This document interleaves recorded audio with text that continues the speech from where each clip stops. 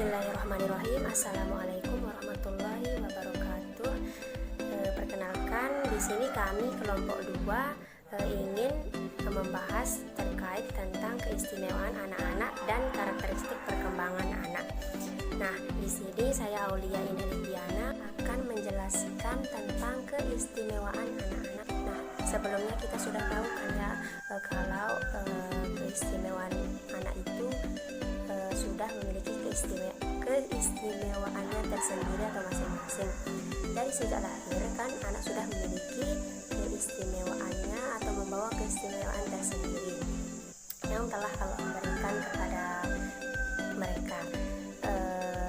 Tidak sedikit bayi yang terlahir dengan tanda-tanda kebesarannya seperti bentuk daun telinga yang membentuk tulisan Allah, kemudian sebuah tanda lahir di kulit yang membentuk tulisan Allah juga. Nah, itu salah satu kebesaran Allah di alam semesta ini. Namun, bagi yang tidak memiliki tanda kebesaran kelahiran tersebut, bukan berarti Allah tidak memberikannya sebuah keistimewaan. Namun, Allah meletakkan keistimewaan di dalam dirinya, entah itu dengan penguasaan dalam suatu keahlian ataupun kepribadian yang baik dan lain-lain. Nah, bagaimana cara kita mengetahui kelebihan yang terdapat dalam diri kita atau anak-anak tersebut? Nah, pada umumnya di saat anak-anak menginjak masa kanak-kanak pertengahan dan akhir, di sanalah perkembangan fisik dan mulailah terbentuk. Nah, misalnya yang dulunya tidak dapat menendang bola dengan baik, nah di masa ini mereka sudah bisa melakukannya dengan sempurna. Contoh lainnya yaitu di saat masa kecil tidak bisa menggambar dan bernyanyi dengan benar. Nah, maka di saat masuk ke masa ini, maka mereka sudah bisa bernyanyi dan menggambar dengan baik. Di masa inilah kita sebagai orang tua berada di sekitar anak-anak, membimbingnya, memberitahukan ini yang baik, ini cara yang terbaik, gitu. Entah itu kita sebagai orang tua, guru, ataupun tetangga, haruslah sering memperhatikan apakah yang menjadi kelebihan di dalam dirinya.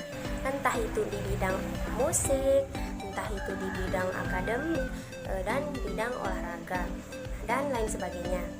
Nah, disitulah peran orang tua sangat penting bagi anak-anaknya untuk memperhatikan bakat-bakat yang dimiliki anak, sehingga kedepannya anak bisa tumbuh menjadi lebih baik dan menjadi istimewa berkat orang tua, tapi terutama berkat Allah Subhanahu wa Ta'ala.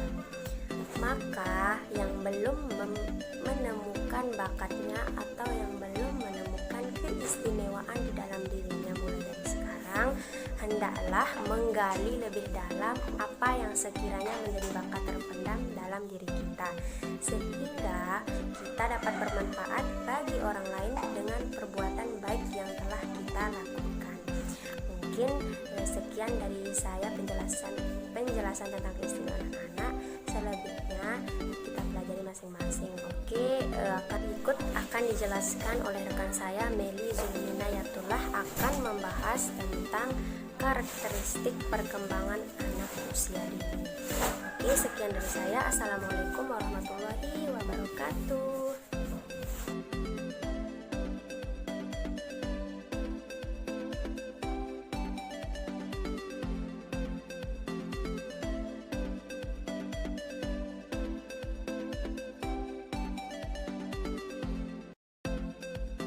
Tentang karakteristik perkembangan anak usia dini. Sebelum membahas bagaimana karakteristik perkembangan anak secara lebih lanjut, maka perlu dilakukan pemahaman terhadap makna perkembangan itu sendiri. Perkembangan development adalah bertambahnya kemampuan skill dalam struktur dan fungsi tubuh yang lebih kompleks dalam pola yang teratur dan dapat diramalkan sebagai hasil dari proses pemantangan. Adapun karakteristik perkembangan untuk anak usia dini. Yang pertama, perkembangan fisik motorik. Perkembangan fisik motorik menjadi dua jenis. Yang pertama, pada usia 3 tahun, motorik kasar anak meliputi melompat-lompat dan berlari kasar. Kemari hanya untuk kesenangan semata ketika berumur 4 tahun memiliki kreativitas yang sama. Namun lebih suka bertualang, sedangkan anak usia 5 tahun akan lebih senang dengan petualangan dibandingkan saat usia 4 tahun. Yang kedua, perihal motorik halus pada anak usia 3 tahun, meliputi penyusunan menara blok yang tinggi secara mengejutkan, namun sering tidak sempurna di garis lurus. Pada usia 4 tahun, koordinasi motorik halus anak menjadi lebih tepat. Terlebih pada usia 5 tahun, koordinasi motorik halus anak semakin meningkat. Tingkat lengan dan jari anak kesemuanya bergerak di bawah perintah mata. Yang kedua, perkembangan intelektual. Perkembangan intelektual ini menjelaskan bagaimana anak-anak belajar, berpikir, berinteraksi, dan memperson secara emosional terhadap orang-orang di sekitar mereka. Cara mereka berteman, memahami emosi, temperamen, dan mengembangkan keterampilan mereka sendiri. Yang ketiga, perkembangan emosional. Setiap orang mengikuti pola perkembangan emosi yang sama, sekalipun dalam variasi yang berbeda.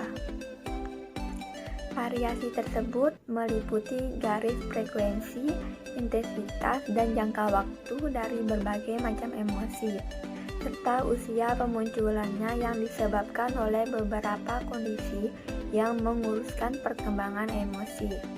Oleh karena itu, emosi anak kecil tampak berbeda dari emosi anak yang lebih tua atau orang dewasa.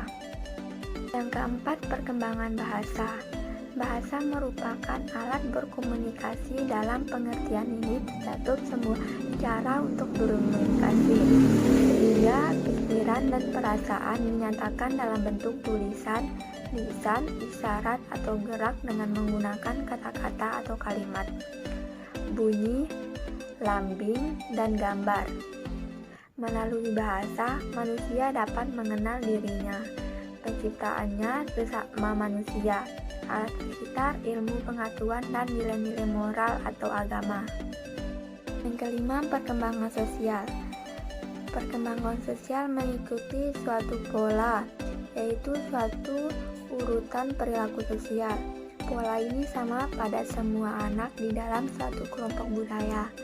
Maka ada pola sikap anak tentang minat terhadap aktivitas sosial dan pilihan tertentu. Oleh karena itu, mungkinkah untuk meramalkan perilaku sosial yang normal pada sosial tertentu? Itu saja yang saya bisa sampaikan. Kurang lebih saya mohon maaf. Assalamualaikum warahmatullahi wabarakatuh.